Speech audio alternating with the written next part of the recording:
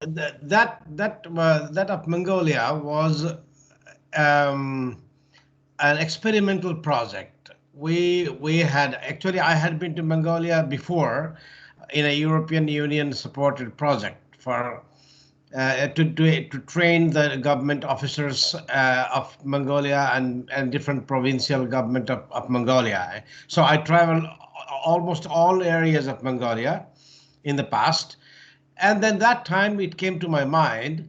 I saw that the government, the Mongolian government was trying somehow to put the people more on a more stable, to put the people in a more stable way and place them near a small township or in the district headquarters because they believed that they could get more facilities, more services, more support, more training, hospital, school, veterinary support. All those were possible only if they were settled down like any other people, like other normal people, and then so that they could be developed. So the government believed, it seemed to me that to make the people develop, to develop the society, for the development of the society and economy, it was necessary for the people to forget their thousands of years old lifestyle of the nomadic herding and just to settle down like other people. And I somehow it didn't convince me. I was not convinced. I thought that if these people have survived for so long, for thousands of years, in that such difficult conditions, and they have also produced art, music, culture, wisdom, if they have been a kind of civilization in the extreme lands. So if there's why to change their lifestyle so drastically? Why not to find a way to develop them in their own manner? Why, if they are nomadic, then why not to create a nomadic health support center, like in a van or in a truck? Or why not create a nomadic library, a nomadic, a moving, a mobile um, a cinema, a mobile repairing workshop, a mobile, everything making more mobile. So going to their doorstep. So it would cost less. It would not disrupt the lifestyle of the people. And you don't, you just, and the district headquarters, the provincial headquarters could serve only as the base camp. And the people should be free to live as they have been living for thousands of years, but while at the same time improving their skill, their instruments, and their lifestyle, and getting more service. So this was my idea. So because of that idea, I wanted to make an experiment and to see if it worked or not. So I decided to made another round of research on the field, and then after that, I realized what were the extreme needs of those people. Their needs were related with the animal husbandry, herding, were need with the clean pasture land and water and grass, and their need were the small machinery that they use. When it was broken, they had to go 300 kilometers to get it repaired. So a small repairing workshop, and their need was some, and so once we realized that these were their basic needs, then why don't you train themselves to make them more powerful, to do some little basic things that they can do by themselves? So I went to Ulaanbaatar, to the capital of Mongolia, and found 5, 6 people who were ready to come as a volunteer to train the people in the villages. So some mechanic, a technician, some other people of the veterinary people. So I gathered some people, some young, some very matured, who volunteered. And then first I trained them in the capital city. I trained them what is sustainability, how we should develop. I shared with them my ideas. They liked it. And then after that, I took 3 vehicles. One Russian Jeep was, one Toyota, one Mitsubishi, and another truck, a small truck. And then with that, we put some basic instruments there. And then we went to one area where with the local government we had an agreement, and we made the experiment of mobile community training project. It was called Mobile Community. So it was a moving school, a moving school that would help people to be self-sufficient in some basic things for themselves, like repairing, like waste management, like keeping care, taking care of the water and grassland, and giving some basic medicine and injections and veterinary preventive basic veterinary animal health work and so on. So this was a successful project. The local government was very happy, but I don't know if they continued that or not. But well, I didn't have a big budget. It was a small budget, a small experimental project done with the help of some volunteers from Europe and from Mongolia. A Mongolian non-governmental organization helped us. So, but it was somehow at that time it was very successful. Many people participated in our mobile community training. It was training to the housewives, to the hoarders, to their families, to adults, so that, and it made some difference after 1 year. Once we tried to contact the people of the NGO who had helped us, they say that the people had improved effectively the way of collecting the waste, not throwing anywhere the rubbish, and then taking care of this basic veterinary health, animal health work. So something had improved. So, and then this was an experiment on a development in the extreme land, because the steppe and taiga where we work, that they were extreme places. They were the places with the less people, cold, very difficult weather in the winter. Summer quite nice, but winter very hard and long winter. Very little agriculture. Only 80, 90 days of agricultural period, from seeding to crops, from seedling to harvesting. Within 80 and 90 days, 3 months maximum, and then all the rest of the months were very cold and very harsh and windy. So, and these people lived moving. They keep on moving because they need, in the winter they need to go to certain areas where they would be shielded by the wind. They could shield themselves from the cold wind and the snowstorm, and in the below the mountains, or in the middle of the hills.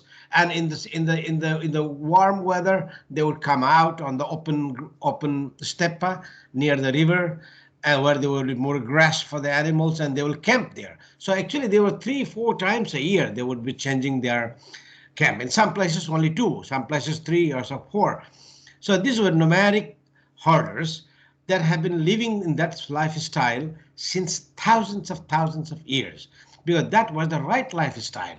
Only in that way those areas could remain, people remain permanently in those areas. Otherwise, people wouldn't be there. So even the culture, the folklore, the music, the art, the social organization, the human relationship model, everything is connected. So if you break that and you want to develop them, bringing them to the city or to the town, then they become miserable.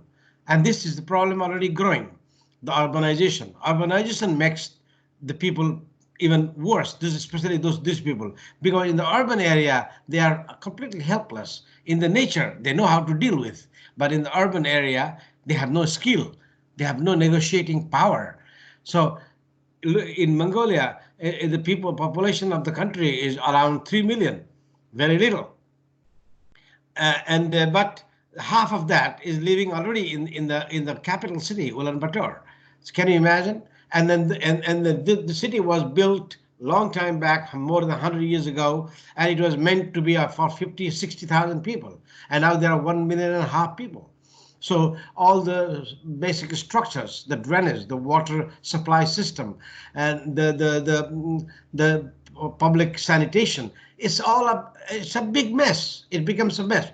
And this is the tragedy that I have seen everywhere, in Himalayas, in the Andes, in many parts in Africa, in many parts of South America. And this is the problem when we try to force the people somehow, because of the economic conditions, when they are forced to become urban from rural, then they become more miserable. When they are still in their own lifestyle, then you may call them another world. They are another world.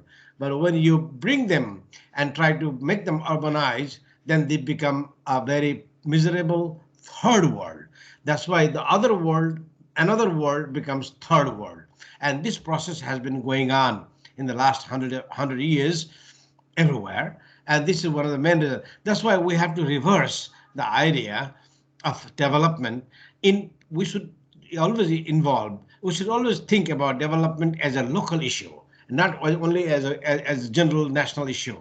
It's not about the numbers. It's about the people's quality of life. And this quality of life should be very specific to the environmental, society, environment, culture, local organization. It should improve on what is already existing, and it does not replace what is there with something completely new and unfamiliar for the people.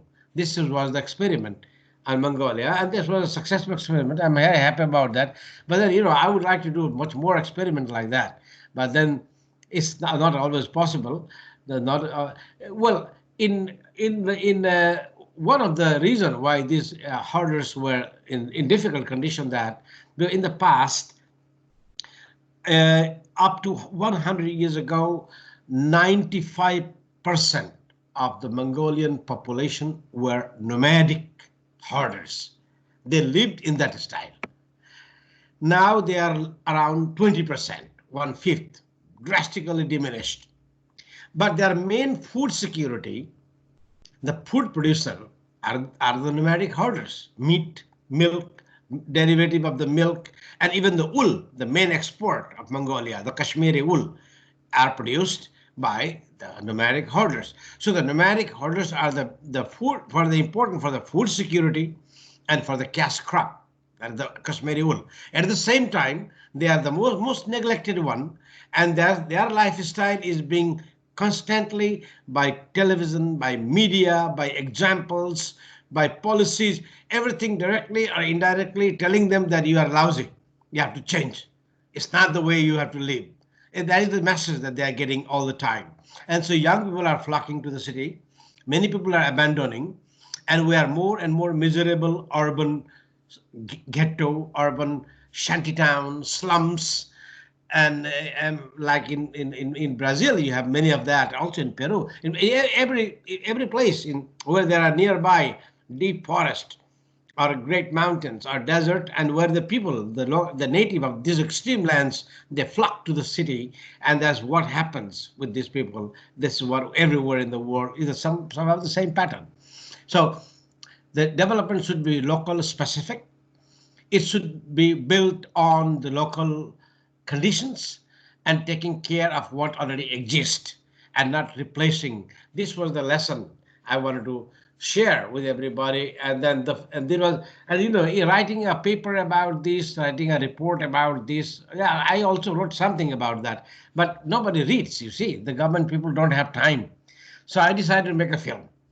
If they make a film, they can read. Even the lazy people can watch the film. So this is a 30-minute documentary. While during the experiment, there was one European young man who was recently graduate in cinematography. He came as a volunteer with his instruments, and he filmed. I gave him the direction. So it was my first work as a direction of a small film. And then he took the film in certain way, and we discussed. And then after that, when we came back here, we tried to clean it up, and we made a small educational video about that. And the clip of that, what we shared right now. Is it okay? Yes. Hello? Yes. Yeah. Now Yeah. now let's go to our lesson. Yeah. Please show presentation. Yeah. Yeah, you have shown that. Now I will show you the slides. I will go with the slides. Okay. Yeah. Okay. We are see. Yeah. You can see that slide? Yes. Okay. Here. All right. You can see the slides. All right. Can you see it now? Yes. Okay. The sustainable development in the extreme lands, there are some very critical issues of sustainability in this. Well, extreme lands, I mean, these places which are very, very difficult, and they are very far away from the main centers of economic and political decision.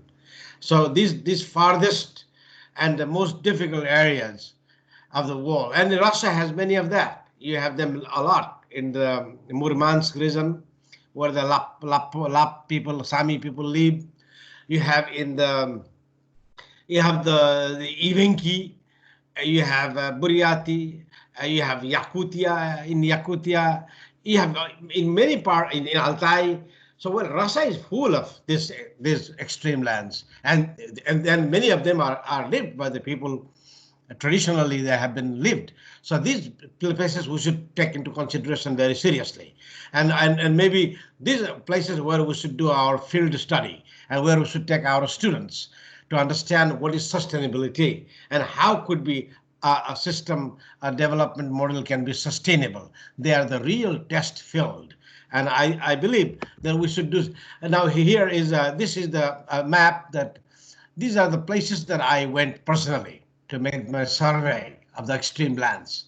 So many of them are in Asia, India, China, Pakistan, Afghanistan, and Mongolia and Siberia, Eastern Russia, and then Inner Mongolia in China, and then and you see, and then I have also in Africa.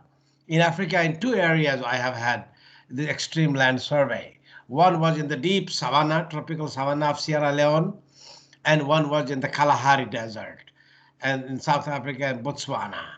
And then there, the Kalahari, in savanna, you have more agricultural and herding people. In the Kalahari, you have the people who are still nomadic hunters and gatherers. They don't.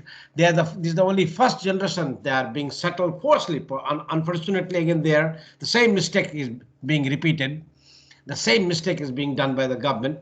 They are trying to place them in a settlement and giving them some goats, some help, some money, and so that they become like other people. They raise the animals and sell the chicken and sell the goat and so on. Now it doesn't work. Actually, these people are trained from generation to generation to kill the animal, to hunt the animal, not to raise the animals. They are not herders, they are hunters. And then I made the hunters. I made these nomadic hunters, and I saw them, their transition, their miserable conditions. I passed 3 weeks with these people. It was very difficult mission, very expensive also, but we did it. And then also in some parts of southern Caucasus, in Armenia, in a very far away, remote villages. There we did some experiment also. There we did a development plan. We gave it to the government. I don't know if they implemented that plan or not. Well, also in Europe, in the Western Europe where I live, which is supposed to be the very developed area, we have extreme lands. In Spain, well, there are many extreme actually in the northern Scandinavia, which has extreme areas. And in Spain, you have Pyrenees. In Italy, Alps and Apennine, also Switzerland. But the Swiss government's policy is more sensible. They are more careful not to keep the people as happy as possible in their own place, in their own native place. They have been somehow successful. Austrians are doing better. Italians are not doing so well in this field, but they could improve. They should do. We have done some work on the Italian Alps. I did personally some work here, and I'm still working on that. And then then in America, in the United States, in the near the on the western flanks of the Rocky Mountains, they're called Blue Mountains. In Oregon, there I was some time where there are Native American have a reservation, an old settlement of the Native Americans of the Umatilla. I was there. I helped these people to organize a little bit of their local museum and their bike lanes, some small things. And then in America, in the eastern part of the United States, Appalachian Mountains, they are not very traditionally inhabited. They only last 300 years. People go there, but they became very much populated after the coal was discovered there. There's a lot of coal mines, And then many of those areas, the newly settled areas, the coal mines were, after the coal was finished, the mining towns were abandoned, and many of the mines, they are environmental disaster. They're left there. And so there was a small project to study about how we could improve the situation of the ex-mining areas, abandoned and destroyed landscape, in order to restore the landscape and create a little bit of better conditions for the people who live nearby. And then in the Andes, in the South America, I had more work in the Central Andes, in the tropical Northern Andes in Venezuela and Peru, in the Central Andes in Peru, and in the southern coastal desert between Peru and Chile. There I worked for some time. And in Brazil, in the most outer part of the Amazon, that's what they call Sertão, savanna, a very tropical savanna, almost like the African savanna, hot, humid, and not very hospitable for the human being. But there are still people living there. And there have also been some native people that have been relocated there. And so I was there for some time to observe these people. It was also a very difficult journey, long way there. You see, these are the areas that I surveyed. So what I'm teaching you is based on experience, and of direct experience. And this I have spent all my life trying to go to the places, make my boots dirty, see by my own eyes, and sometimes I have taken my students as a field training, and that is what we should do. We should use the field, the real life case, where we can train the people and we should understand the reality. Now, what means a land extreme? What makes a land extreme? And why still people? You see, here you have some pictures of the tropical savanna, of the cold steppe of Mongolia or Kyrgyzstan, and you have the dense forest, the rainforest area, and here you have high mountains, the desert, and here you have the tundra. So why these places are extreme? There are four. To be qualified, a place to be qualified as an extreme, there are four things. And we have that in Italy, we have that in Switzerland, we have that also in Austria, we have that in Norway, in Sweden, even in the developed Western Europe, we have many extreme lands, and the weather conditions are similar, the challenges are similar, like everywhere. Like first is marginality. These places are out of sight and out of mind. They're off the road, off the track of the economic, political, and cultural mainstream. So people don't even think that there are people existing. How many people in the Russian cities think about the people of Altai? What's going on in Altai? What's going on in the northern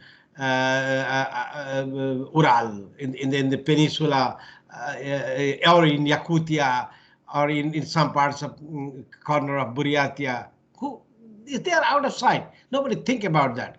Their culture, their music, their art are ignored. And there is many precious things.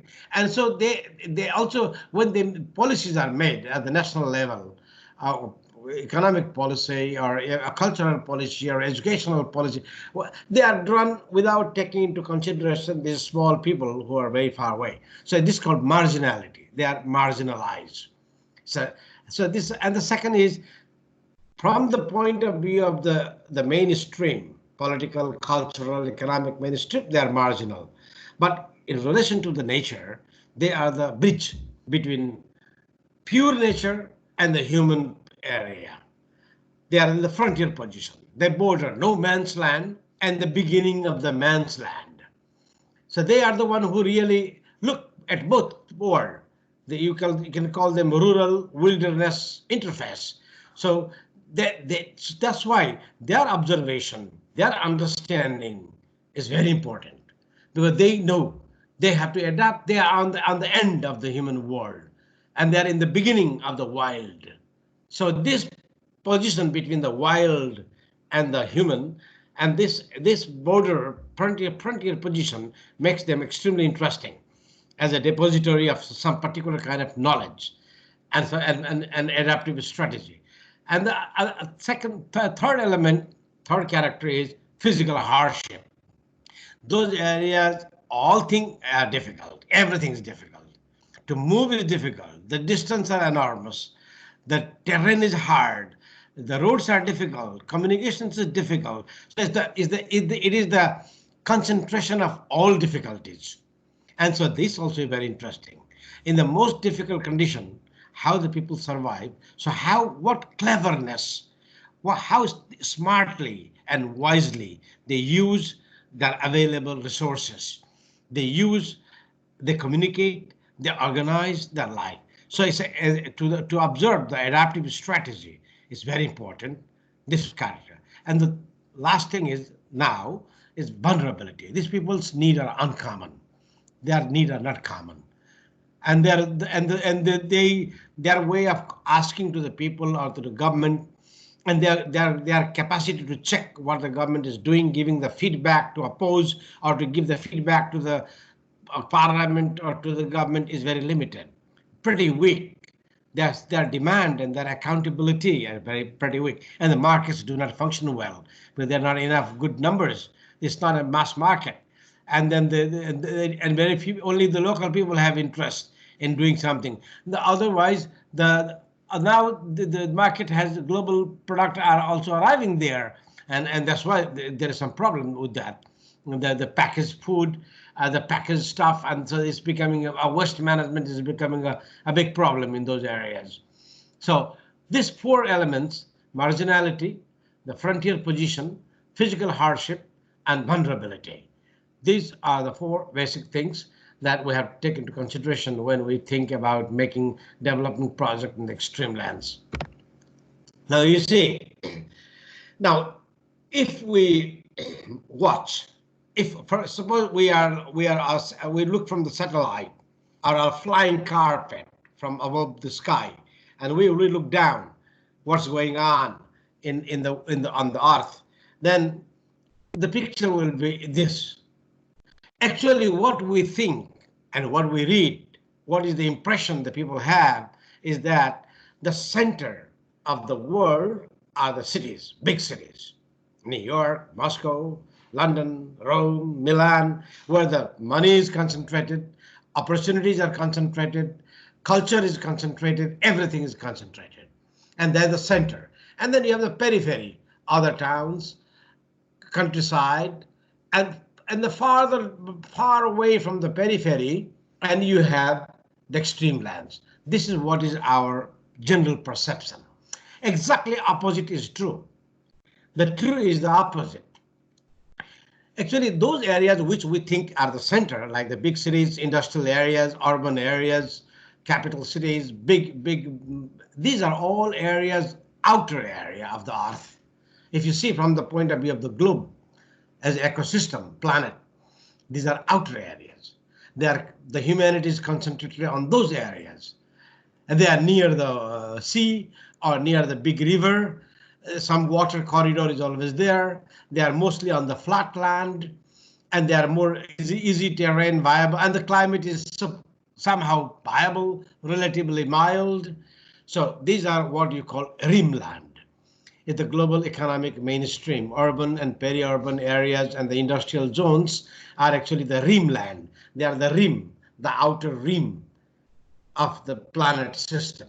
And then more in interior to that, you have the hinterland, the rural agricultural interior. That is the supply area. That area supplies food, supplies cotton, supplies other things, even manpower, because most of the rural people go to work in the urban areas. So the resources flow from hinterland to rimland. And then farther inside, much more in the heart of the land, of the earth, I call them heartland, the land of the heart, the extreme lands. They are the most inner zone, the core zone. The heartland is where you have the dense nature and very sparse human. Is the most clean part of the world, of the planet.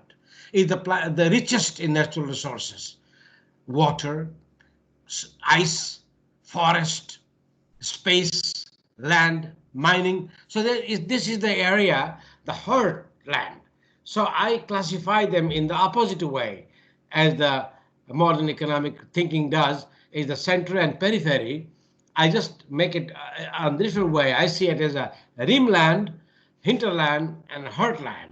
And if you see the flow of the materials from a satellite or from anything, you just imagine what moves from one place to the other, from one area of these three area between rimland, hinterland, and heartland. What moves and which direction? You will see that the resources,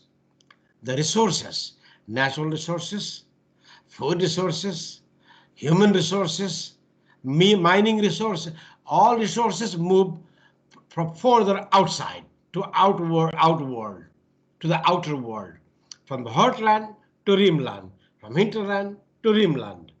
And what comes inside? What flows inside? Waste. Because the urban area, they produce waste. The packaging materials, the end of life of every machinery. Just think, all the broken cars, where are they? All the broken pieces of metal, where are they? Where have they gone? They disappear. No, the earth hasn't digested them. All the old machinery, all the old big things, small things, plastic, metal, glass, where are they?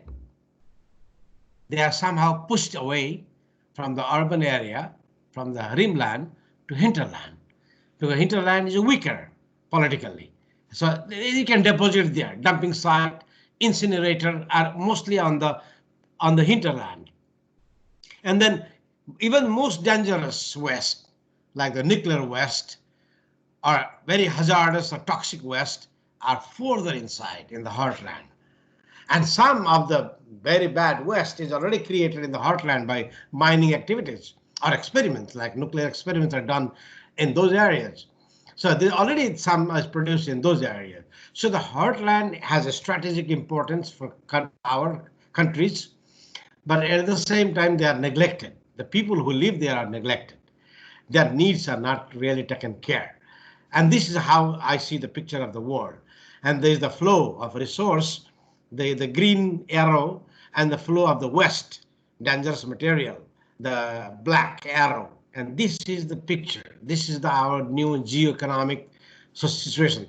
And the globe is not sustainable because of this. We have to think about that, how we can correct these flows, how we can make the flows better, lesser, and how we could create a more circular economy. This is very important. That's why this picture was this.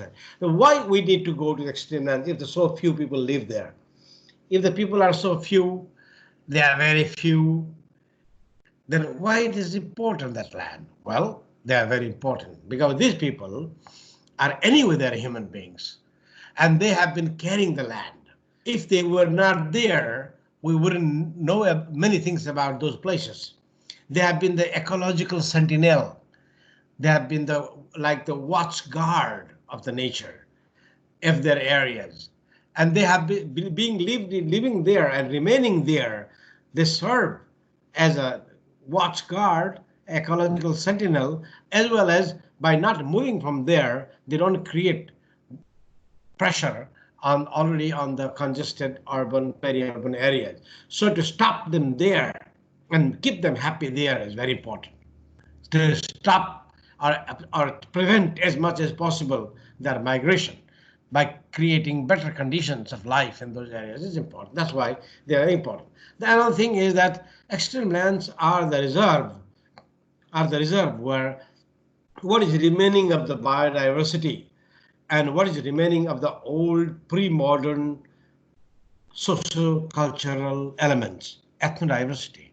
So these are very precious now, the biodiversity and ethnodiversity, the cultural and social elements that we have already lost, and they have been already lost everywhere. But there are some in those places because of their isolation and because of their remote. So the whole world can benefit by learning from them, from their native inventory, how they classify the local resources, how they call the local plants, animals, how they understand and interpret the natural cycles of their area, what are their traditions, their cultural resources, their wisdom, their know-how, their techniques.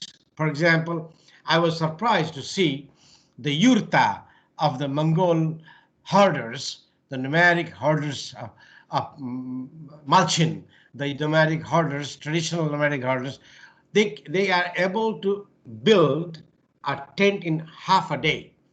They can move and then dismantle everything, and in half a day, in 5-6 hours, they can reorganize a new settlement for many months again. And then not a single nail with a hammer is used in the yurta. It's all by castrating and tying. There's no nail. They don't make any hole. They don't make any nail there. They only make on the ground. So it's very interesting. So there is some knowledge also, some technique, many things. There are many other techniques actually, also in their recipe and the way of they preserve the food.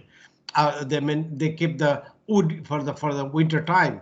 So there is a lot of specialities that and their ethics and morality, organizational and technical items that we can learn, and learn on as a strategy of adaptation and resource management.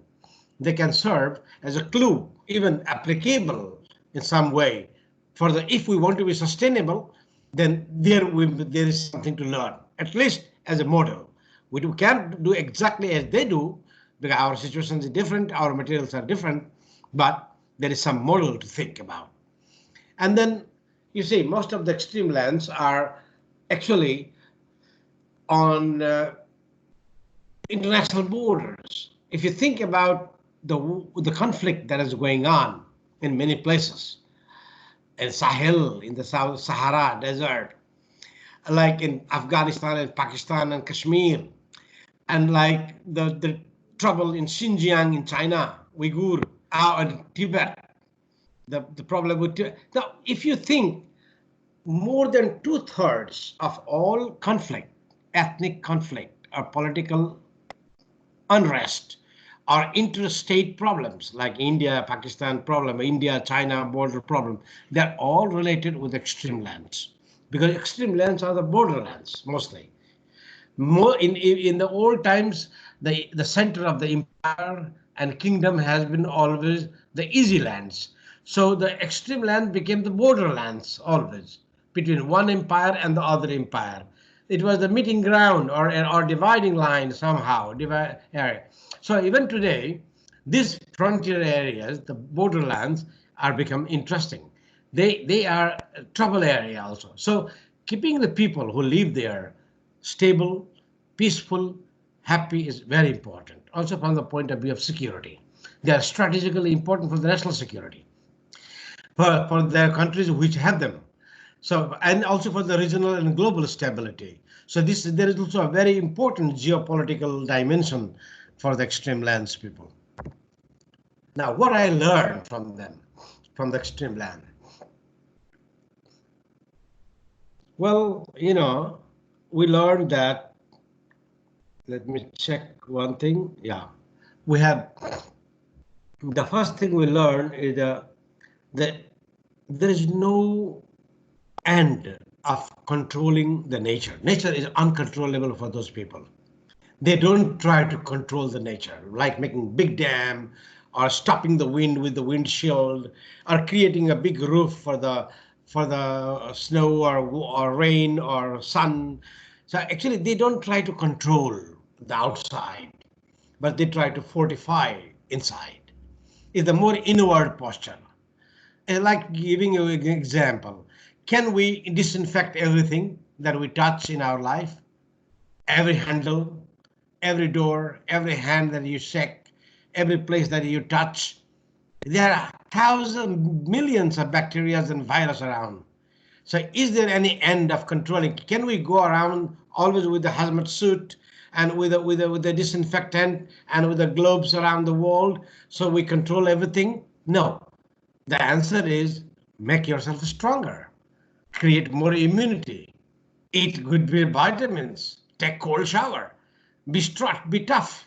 So it is that toughness, the inner toughness not so outer control. This is the first lesson. So if we want to if we want a sustainable lifestyle and sustainable development model, then we have to place a lot on the human strength, on the non-vulnerability of the people, of the society, the resilience of the community. This is what very important. How the community is healthy, fine, tough, and this is very important. And that this is what we learn. The inward posture is not outward posture. It's the inward posture. That you take a stand from inside and not just trying to control outside. And the second thing is outward vigilance. But you look around, you learn, you watch, you interpret. You try to. There are many dots. They are unconnected. The birds fly, the ants appear, the flies appear, the mosquitoes go, the wind blows. Now these different dots, they are a part of a single story, of the same story. And what is that? Where is that narrative of nature? And that narrative of nature, if we understand that better and better and better, then our construction, our energy use, our material use, our lifestyle will be more and more in harmony with nature, and it will be less expensive and less sustainable. And so this is what we call ecological sentinel. It's like being a guard, the guard of the watchtower. So this outward vigilance, and this is what I learned, that these people, traditional native people of the extreme lands, they serve as ecological sentinel. And the third is self-corrective mechanism, that there is no end. We cannot stop. We have made a protocol and that's fine. Now we behave only according to that, and then it is the end of the story. It is not like that. We have to keep on correcting ourselves. There's no end to improvement. Improvement is a self-corrective mechanism that's open-ended. And this is where also a very interesting thing that I learned also from, something that I learned from the extreme land is very similar to what the founder of Toyota Motor Company used to tell. He used to say the Kaizen. That means there's no end of the quality protocol. The protocol of quality is open-ended. You make it and you should be ready to throw it and make another one even better than that before. So there's no point in which you should sit down, because now we have achieved the quality point. Now it's enough. It's not like that. It says it's a self-corrective mechanism. It's a continuous process of learning and adjusting, learning and adjusting. This is what the people do, and that's how they survive in the extreme lands. And minimalism is another very important. Less is more, little is enough. Most of the nomadic herders, most of the people who live, they move.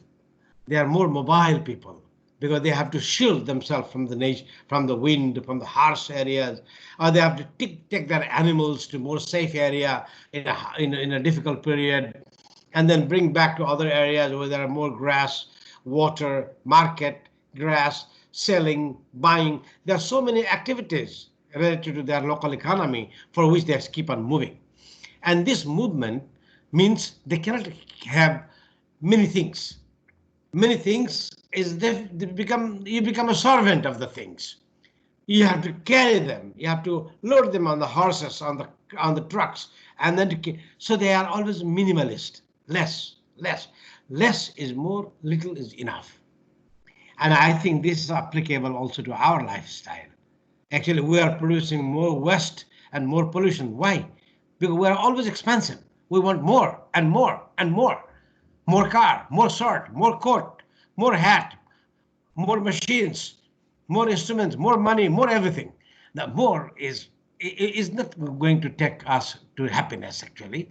Happiness is in the quality of less, not in the quantity of lot. So this less is more, little is enough. And there, the people try to keep because the markets are far, they cannot supply the things very easily. So they look for always very durable things, which goes for a long time. And this is important also for us.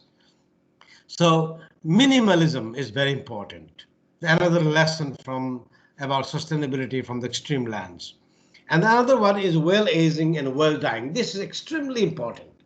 You see, now In most of the advanced and developed societies like Russia, Europe, North America, even many parts of Asia now, some parts of Africa, urban areas, everywhere, what's going on?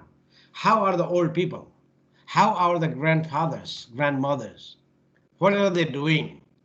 They are marginalized.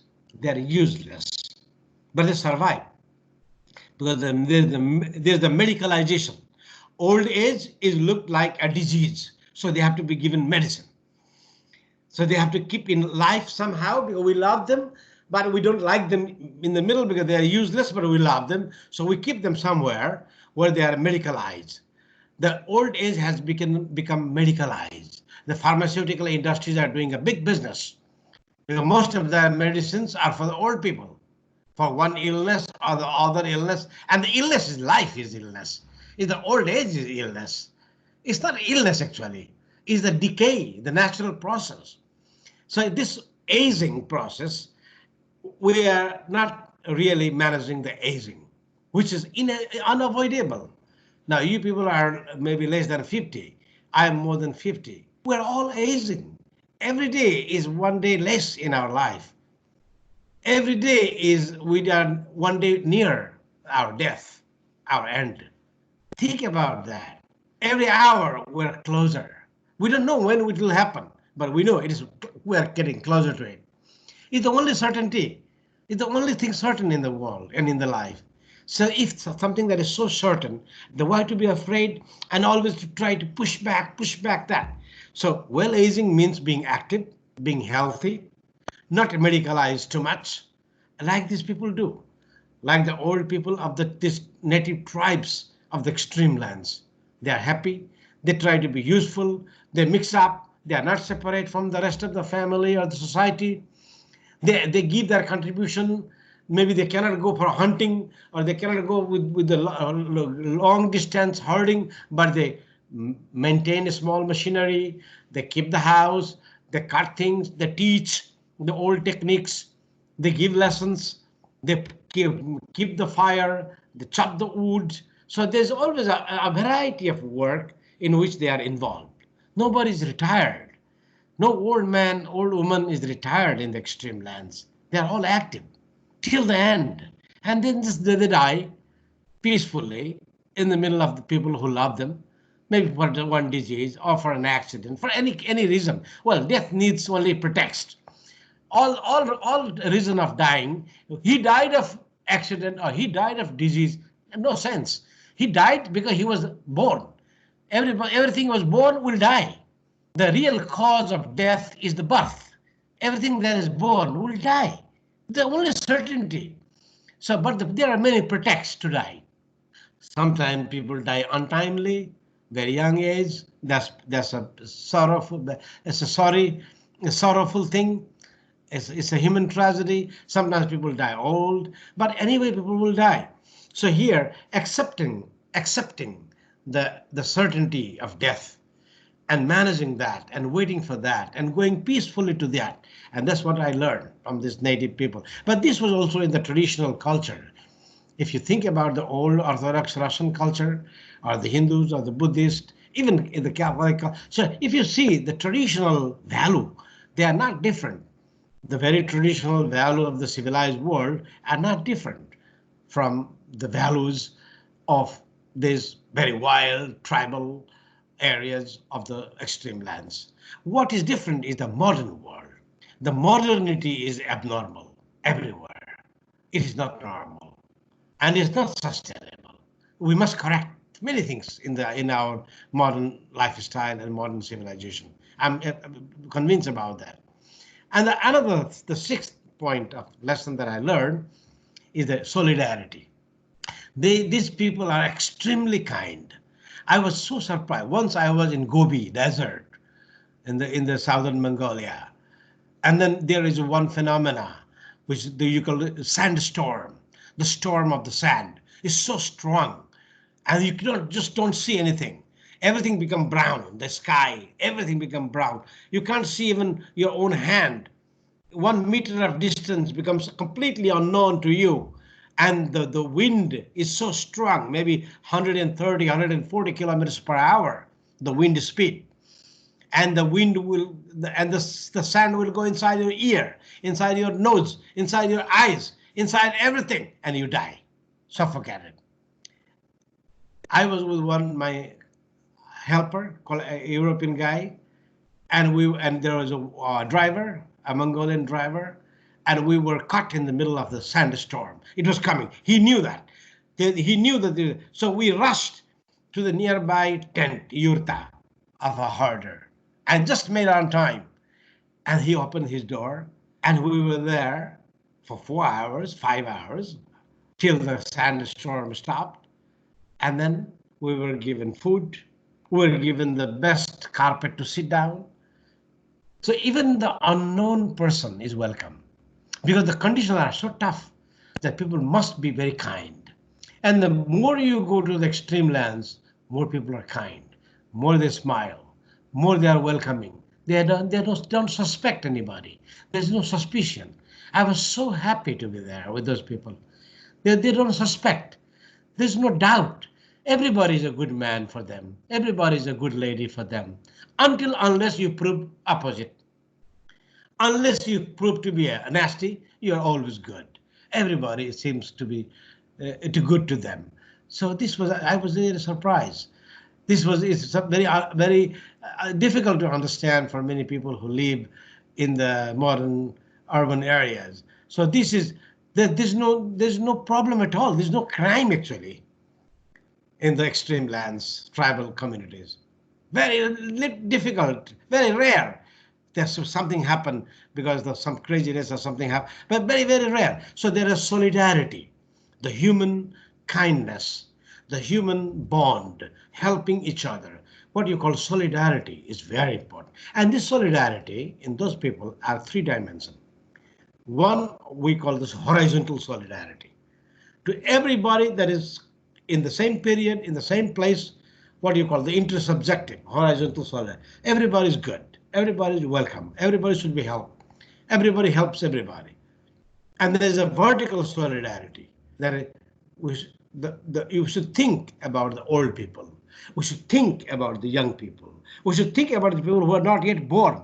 We should leave them clean water, clean earth, clean grass, good trees. Shouldn't cut all the trees. We should leave them for our coming generations.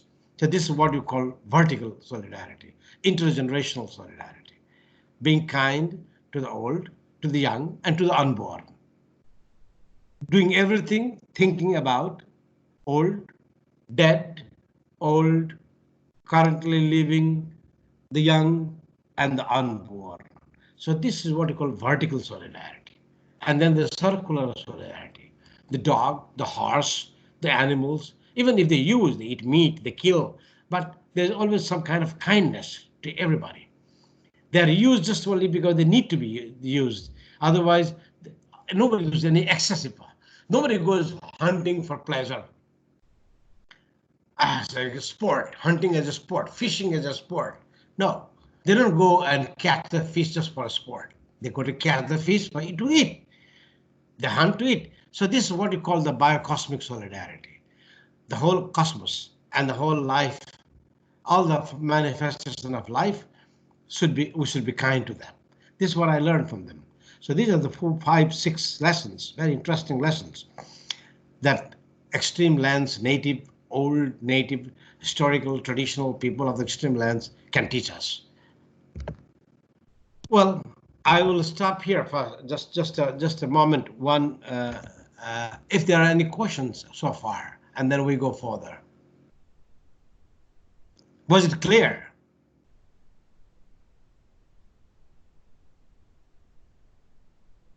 Yeah, Hello? thank you.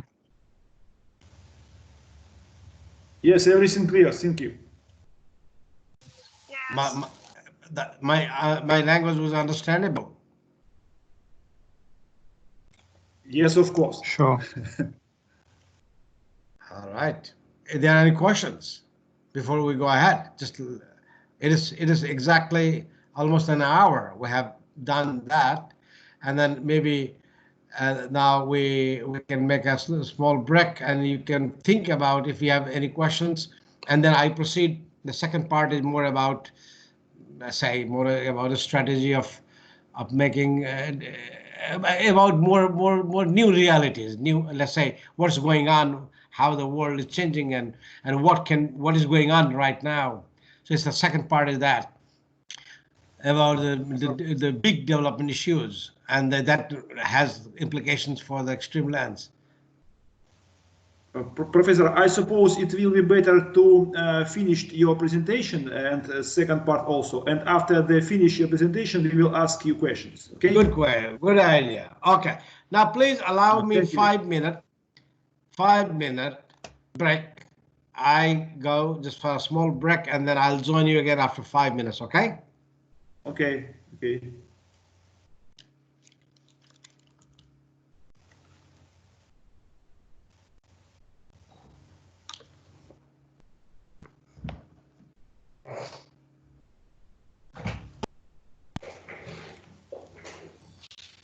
Okay, now we will have a 5 minutes break, and after 5 minutes we will continue our election. I suppose after the break about 20 or 30 minutes for the finish this election. Thank you.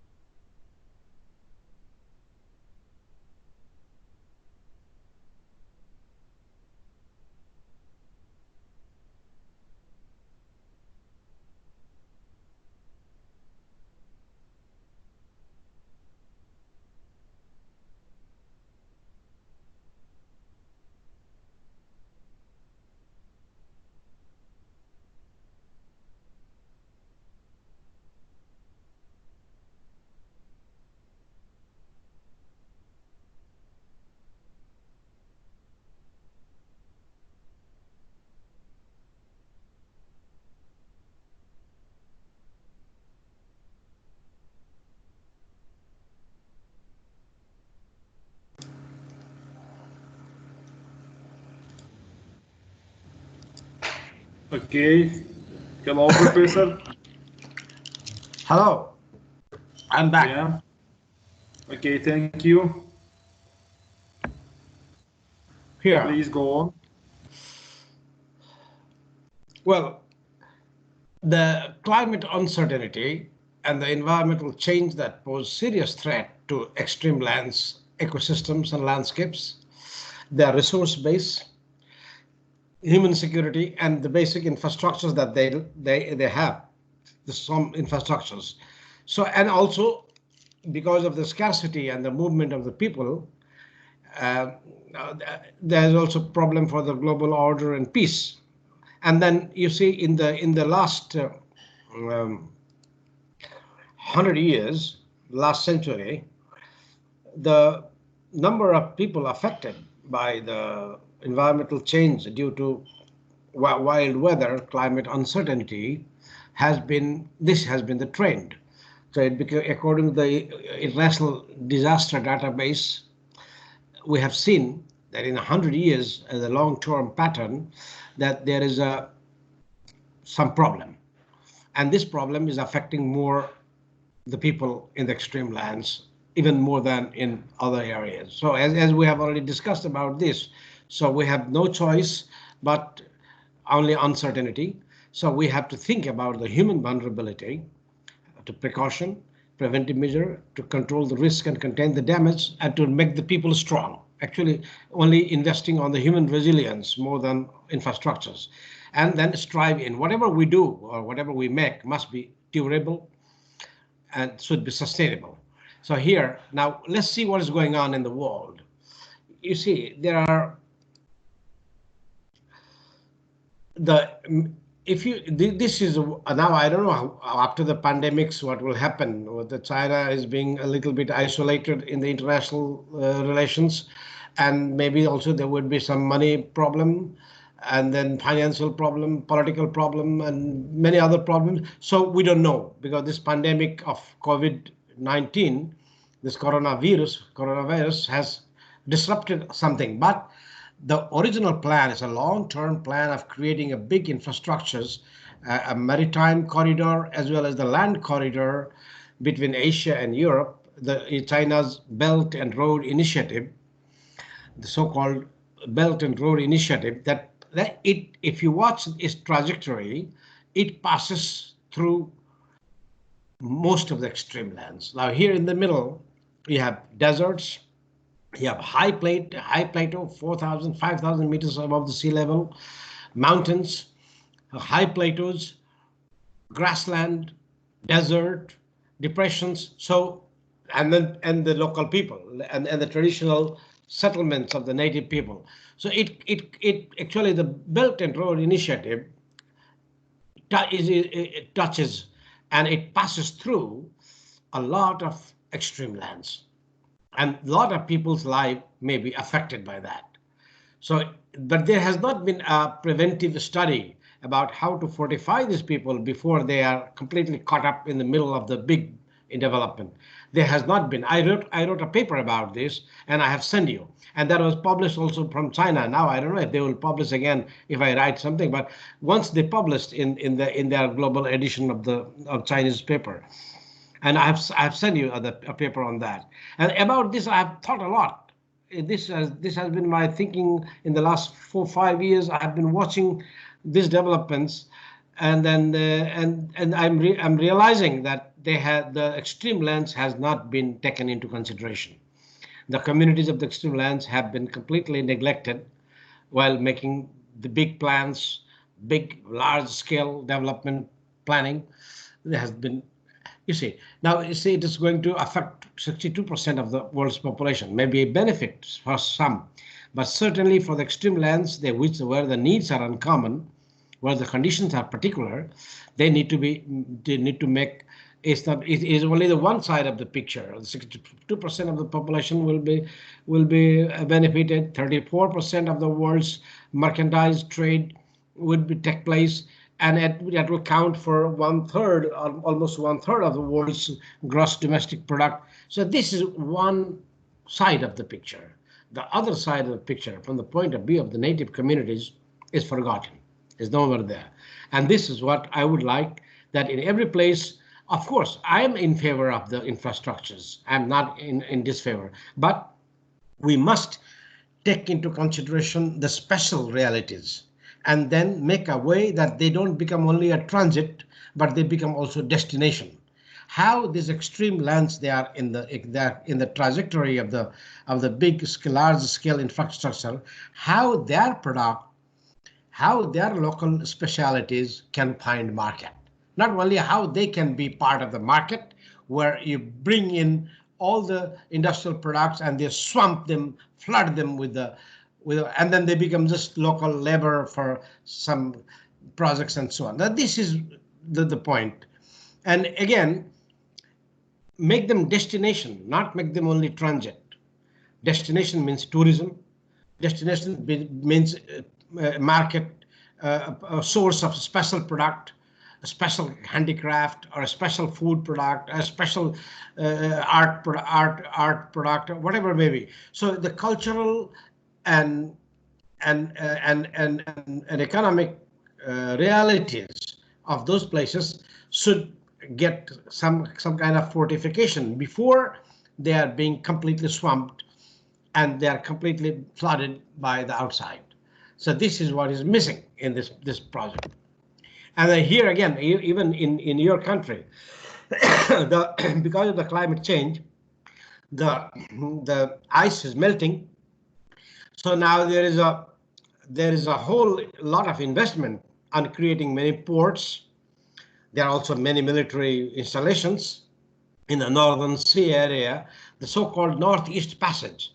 It will shorten the time almost by half of what is now the common, like say, from Yokohama, the Japanese port, to Rotterdam in Europe.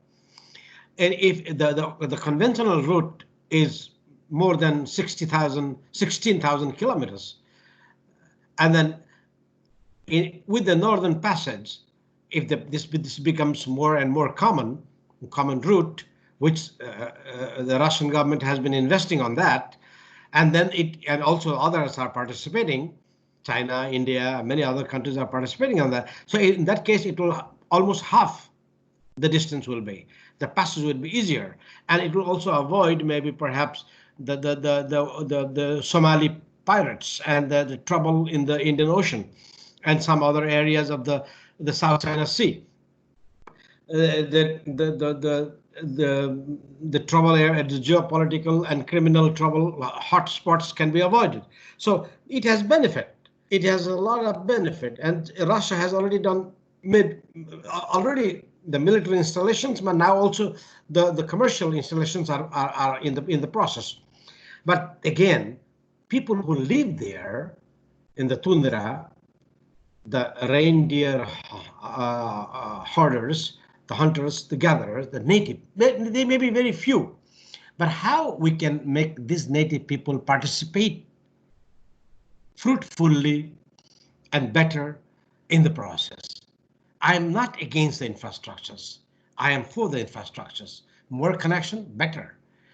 More choice, much easiness. But we must consider that those few, they may be very few, but that we should not neglect. They're always human communities, and they have interesting things. So now how they can become not transit, but destination. How they can benefit.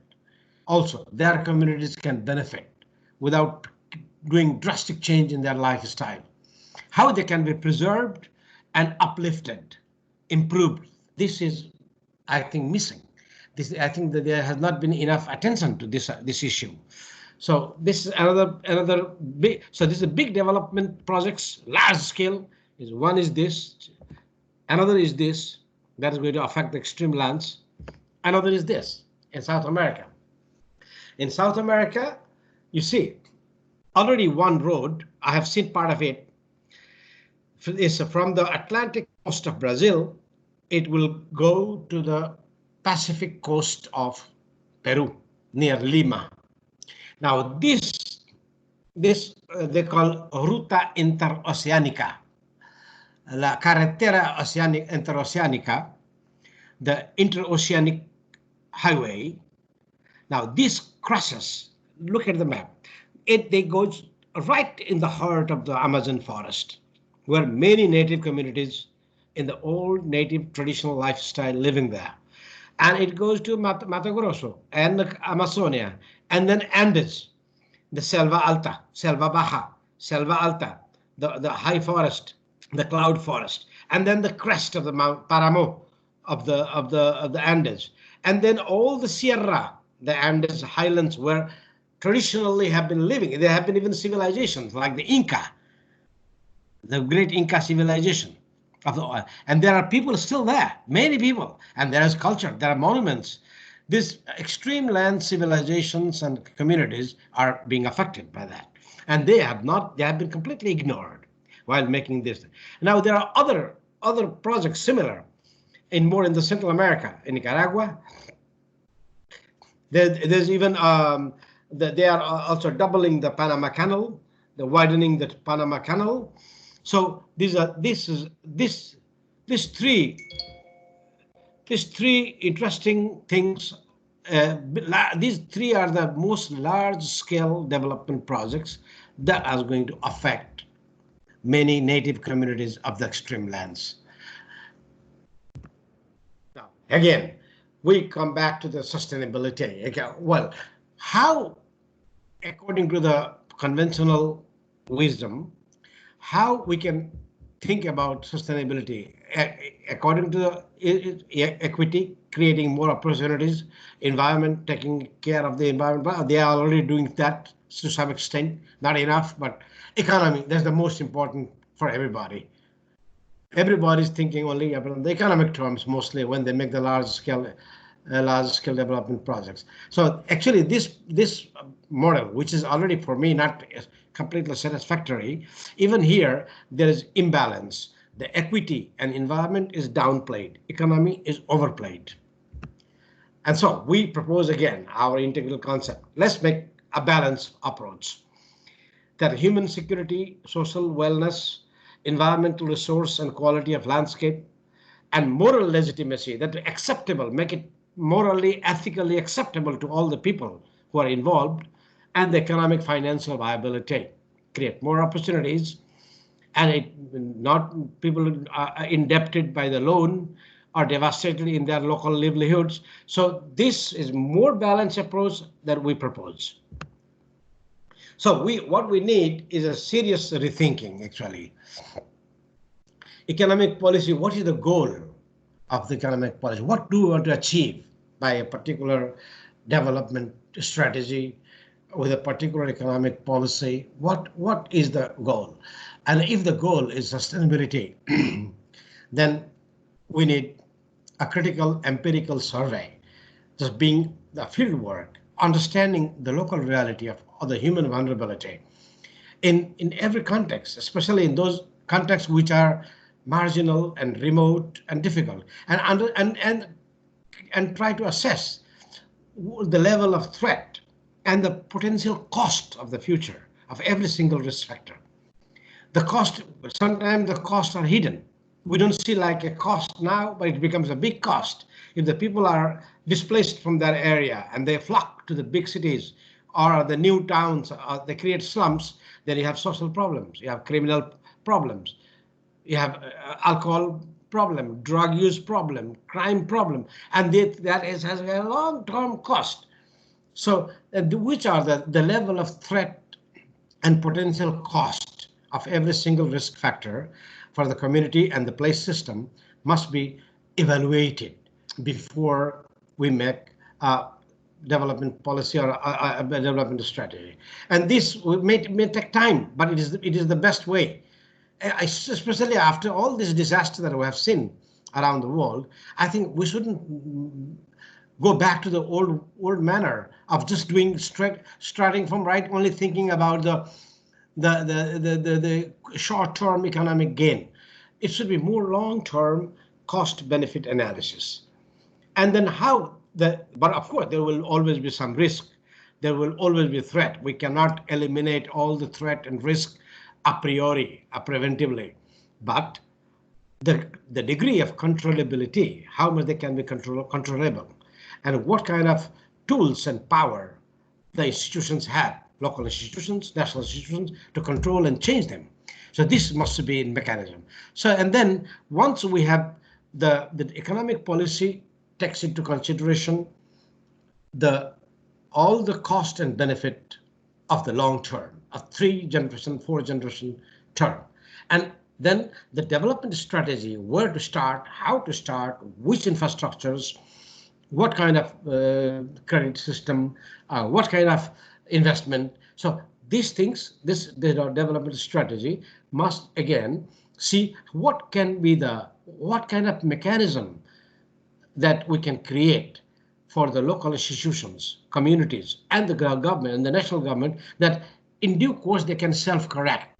If there are problems, how they can adjust that, how we can make them the controllable and changeable. This is the control and minimization of threat and risk.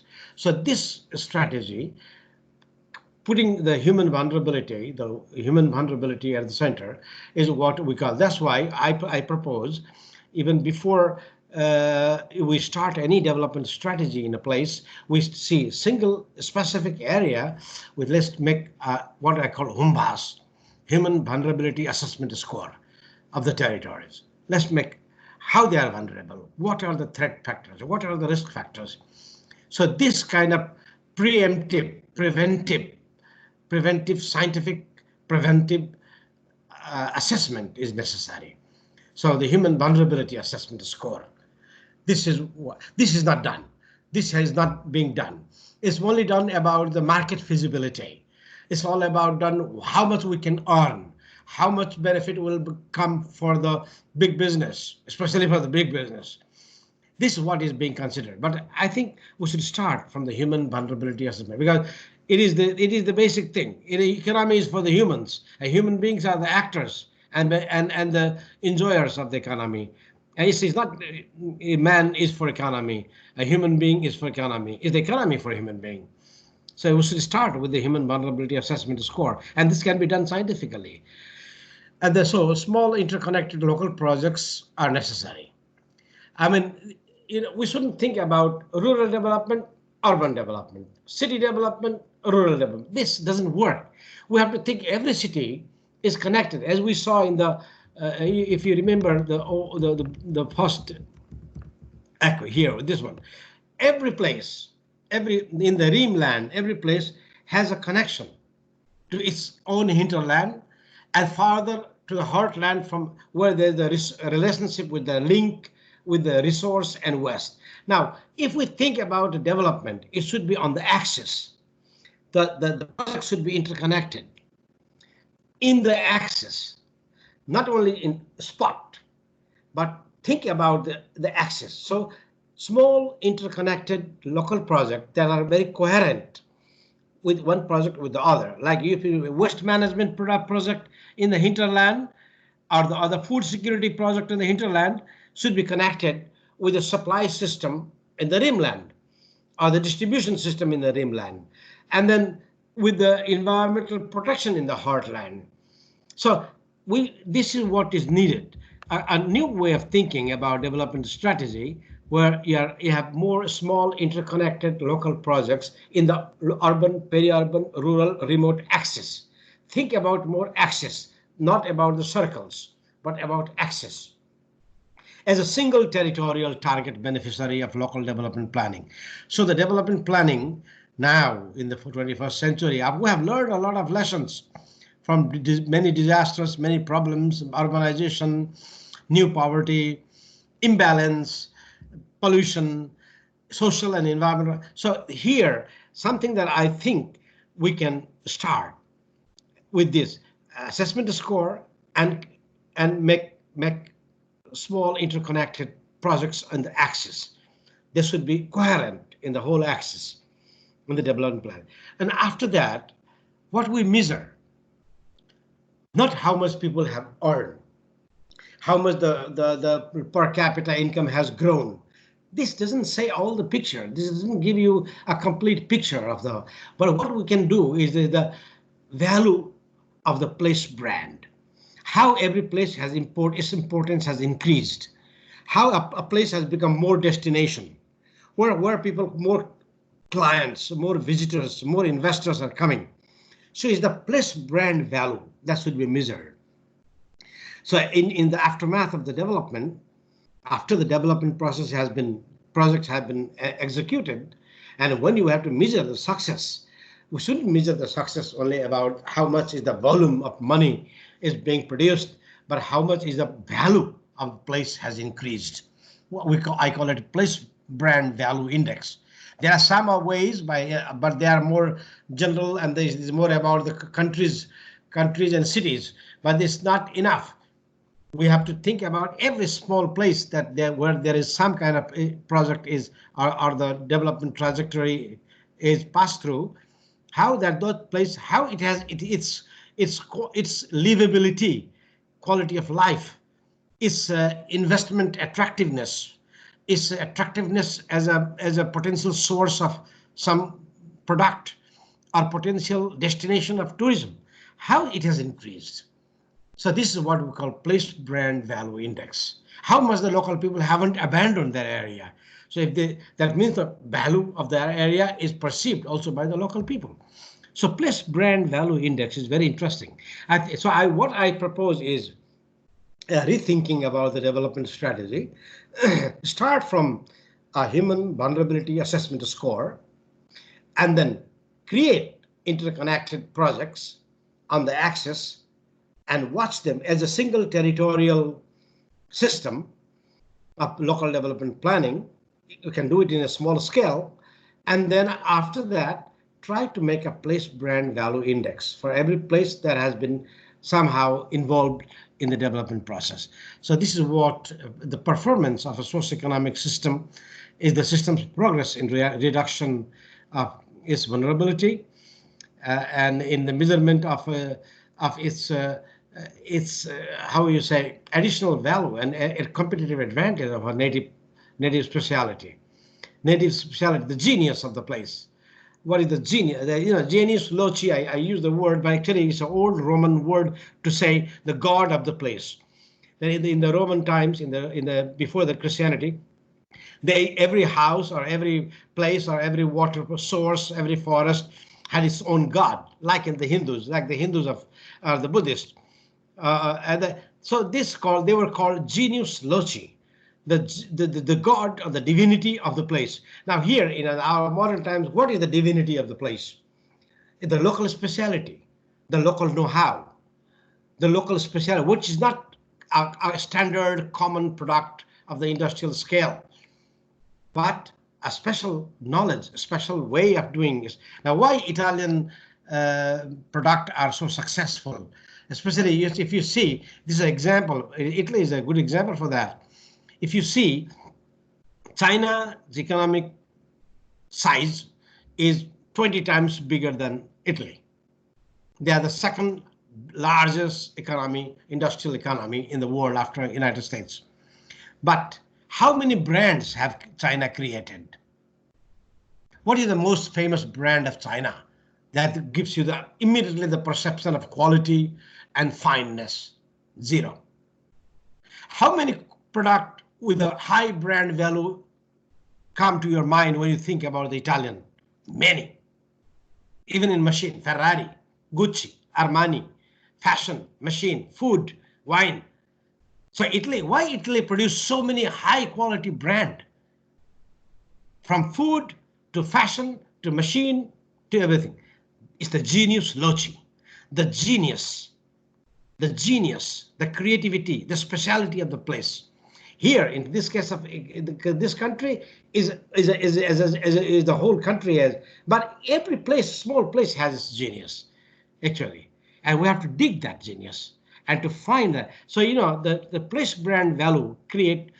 This is what is place brand value about, and then when the small communities and the regions and the districts, they start competing, what you call the interlocality competition, and they become more entrepreneurial to enhance the brand, the development becomes really fine and becomes really sustainable. It's more participatory by the people. This is what we call place brand. So you see, what I propose as economic thinking is think and do enough research, scientific research about human vulnerability before making any development project. And then once the development project, make them in a way that they are interconnected, they are synergistic, there's a coherence in the whole axis. And the third is that in the whole axis, every place that has been involved, try to assess their brand value and then make them aware of that brand value and trigger the competition for brand value. So this competition will be competition for the beauty, competition for the quality of life, competition for the genius of the place. So this is this kind of entrepreneurship is what is needed actually. So this is the basic model. So here is there's a human vulnerability assessment score is a assessment score is about the quality of habitat, place system, how a place system has less human vulnerability, how much it is more and more people are safe.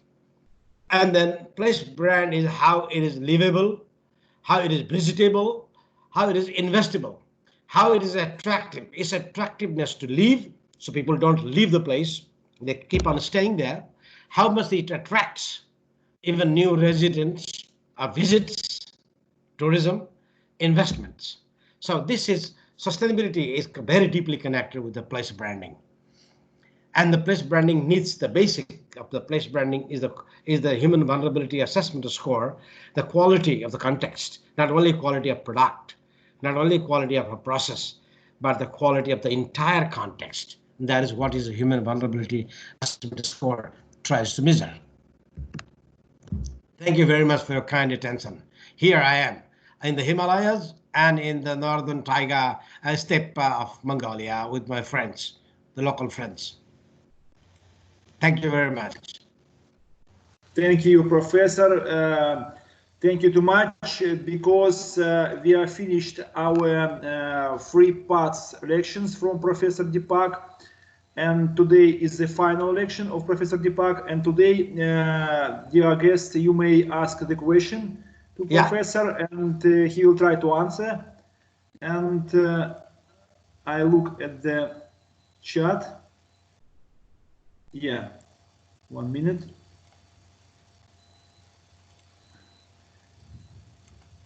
And we have one question from my student, Valeria. And the question is, what is the most important organic resource at the moment, in your opinion? Excuse me? What is the most important organic resource at this moment, in your opinion? Organic resource. Organic resource. Natural resource. What is the most important organic resource or natural resource? Natural resource. The most important resource, at your opinion? I think 2. One is the human resource, is the man, human person, man, woman, people. They are the most important resource. They change. So the second is, it is environmental resources like water, like forest, the overground resources, not underground resources. The overground resources. The resources are the overground. So the human resource and the overground natural resources. Got my point? Okay, thank you. And dear colleagues, dear participants, have you another questions to Professor? Can you ask? Yeah, of course, yes. Can I ask a question? Dear yes, Professor. I don't see you. And okay, Christina Vladimirovna, yeah. Dear Professor, thanks for your lecture. It was very interesting, and I consider this problem to be one of the most important for our country. And now I want to ask you one question. So in your opinion, what should be done to encourage young people, I mean young professionals, not to move from small towns and from these remote areas you have mentioned? Well, please make short question. There is some problem with my machine. Just a moment. Let me reconnect. There's some problem. Okay, you may reconnect. Okay. There's some here.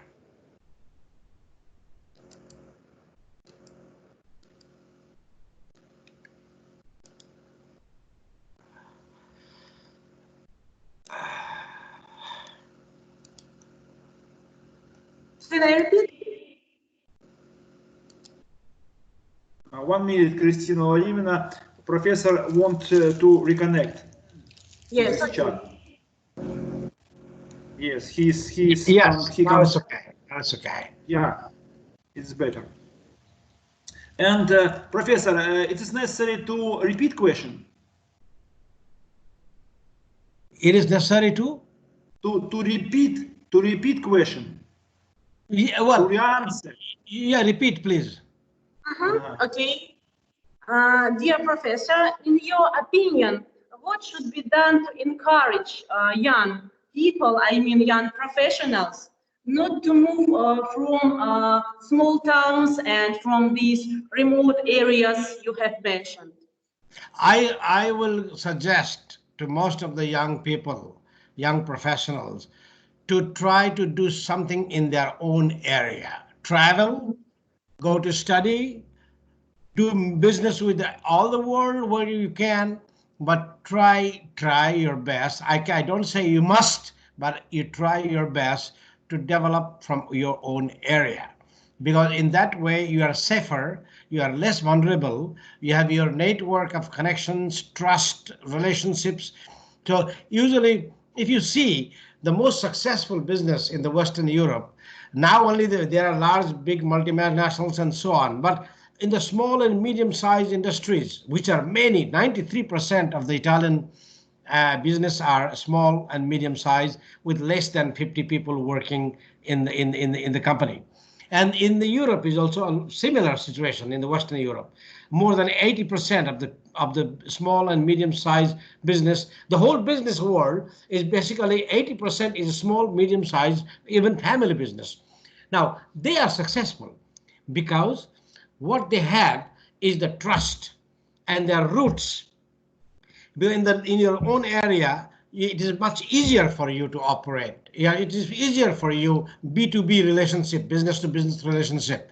It is easier for you to understand the community, but you should not be limited only to your area for business, for knowledge, for travel, for learning. So, we should be globalized in the mind, but not globalized with the body. You're absolutely right. Thanks. It was very interesting. Thank you very much. Thank you, Christina Vladimirovna. Thank you for your questions. One more questions, colleagues.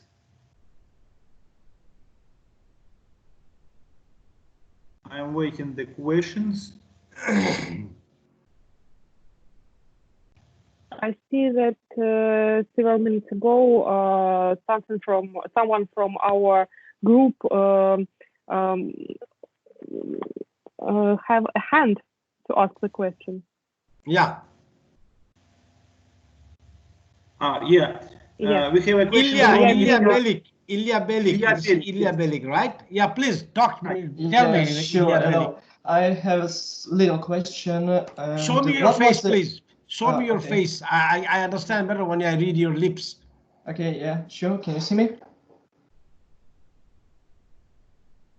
Where are you from, Ilya? Yeah. I can see you now. Shakti. Not so well, but I can see you. Yeah. What was people's attitude toward your experiment in Mongolia? How did they act? Well, most of the places where I have gone to do research or experimental projects, I always try to find some people who in the first place, I always go with a small group. I don't go with a big group. Myself, mostly I go alone with only translator or somebody who knows the area. So and then first I build the trust with the people. I try to build the trust so that the people know me, and I have been always lucky about that. Usually I have been always welcomed in most of the places, not only in Mongolia, in the Himalayas, in the Andes, in the South American forest, in the Amazon area, even in Africa, I have been mostly welcomed. I'm happy about that. But there is also a question of luck. Sometimes you are lucky, sometimes you are not lucky. It depends. But the right approach when you visit or when you try to reach, make a research, a study, or do some experiment is first go and build the trust and ask their permission. If they are willing to deal with you, they are willing. And then when you make a project, involve them right from the beginning. Like when I did the mobile community training project, first we talked with the local people, and then with the local governor, and then we made why don't we do this? So the whole planning process right from the beginning was involving them. So it was their project. It was not only a professor's project. It was not a foreign professor's project. It became their project because foreign professor was only bringing the ideas and technique and method, but they were being involved and they were participating. Maybe one day, if I will be able to visit your place, I will come with the whole documentary. It's a 33 minutes documentary. You saw only the clip in YouTube, and then you can see there's how the local people are interacting with us. So it is always go slow, go soft, go polite, go humble, and involve them, ask their permission, and involve them right from the beginning of the process. Sure. So everything starts from a little group of people, as I understood. Yeah? Excuse me? Everything starts from the little group of people, and you try to communicate with local people, as I understood. Yes? Yes. Okay, thanks a lot. You remember the first lesson. In the first lesson about the local development, sustainable development project design, how to design a project. If you go back to that lesson, there is a special chart in which I show you, there's shown how you, outsider expert, how you do and what point you start involving the others. So part of the scientific work you do and part of the planning work you do with them or they do with you. Sure. Thanks a lot. I appreciate this. Yeah. Good, Ilya. Thank you, Ilya. Thank you. And thank you for your participants from Stavropol. Any questions, colleagues?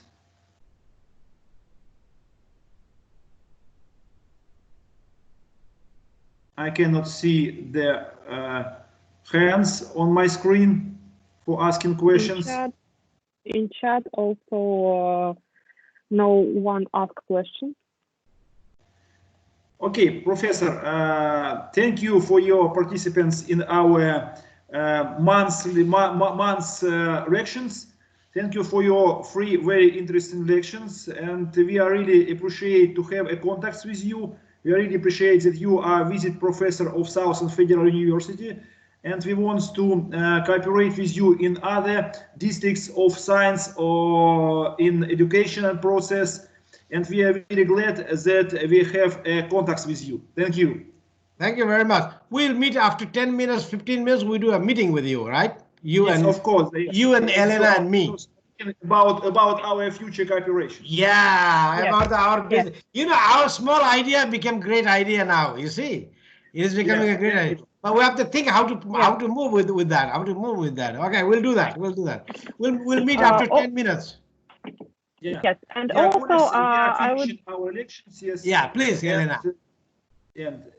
Okay. Yes, yes, and also I would like to say that to all of our participants that in our group here in MS Teams we have files with the materials of Professor Dipak lections. So if you would like, you write the notes and write the books of Professor Dipak, and also you can see the lections once again because it is recorded, and you can remember some information and return to it. So thank you very much for your attention. Thank you very much, Professor Dipak. And now I think we can finish our cycle of these lections. Yeah. Elena, please, after 10 minutes, send me an email with the link